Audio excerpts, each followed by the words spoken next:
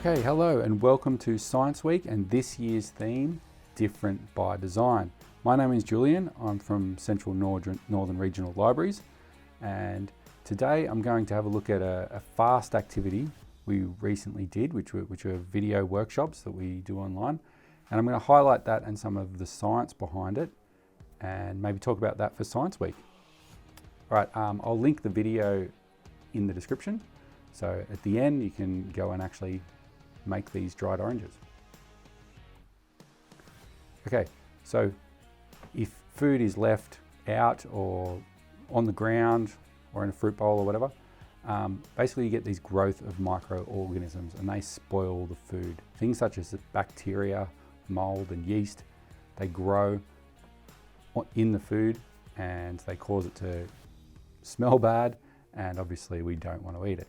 So there's a few ways in which you can go about slowing down the growth of these microorganisms, and one of them is to either heat up or freeze the fruit or vegetable. That causes the temperatures to be not suitable for the growth of these microorganisms. Things like your frozen fruits and vegetables. Another way is pickling, which increases the acidity or the pH. That also doesn't allow the microorganisms to grow, so usually vinegar is used, some sort of vinegar solution to preserve the fruit and vegetables. And the last way, which I'm going to talk about a bit more, is drying, which removes the moisture. And of course these microorganisms need moisture in order to grow. So in the video I show the drying out in the oven. So how this works is, in between the food cells you have these interstitial spaces. Now these are filled with all your moisture that's in the fruit. Obviously oranges have a lot of moisture in them, they're nice and juicy. So in these spaces, what you're doing when you dry them out, usually it's ideal conditions are like a fan forced oven or a dehydrator, and they basically move the air, all that humidified air out.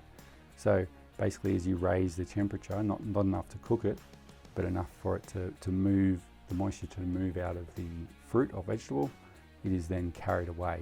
And then you're just left with